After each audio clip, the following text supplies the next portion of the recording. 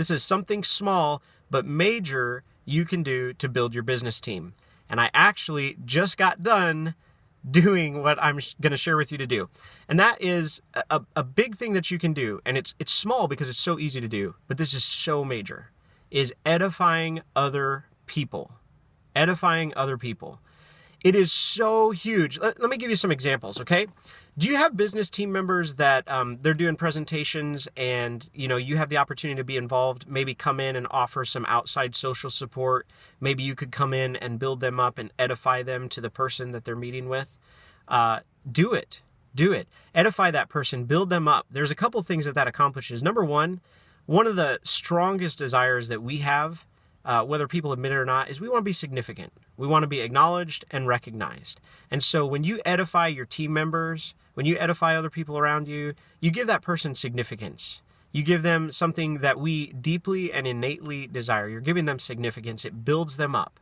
Now that also helps build their confidence. That builds their confidence. And so then they can go out and they can have more powerful influence in the world, and they can do a better job at growing their business. Okay.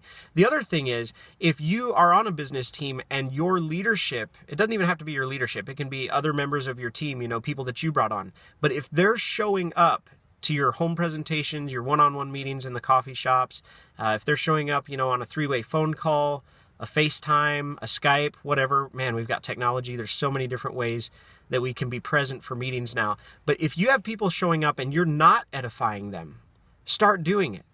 Start doing it. And if you're showing up at your people's meetings and they haven't been edifying you, talk to them about that and say, man, you've got a huge opportunity. You can leverage me and my credibility if you just build me up a little bit, and then I can build you up, and we can do a mutual edification thing. But guys, it's so easy to do, and it's small, and maybe that's why we forget about it all the time, but it's so huge. Okay, I've got several meetings coming up this week. I've got a week full of meetings where I'm going to be giving presentations. And guess what I'm doing? I'm bringing in one of the top earners from my company, and he's going to edify me, and he's going to talk about the business and his experience and provide some outside social proof. And I'm going to do the same thing. I'm going to edify the heck out of him and say, hey, this is a super successful person, been in the industry since he was 19 years old, been making 7 figures for eons.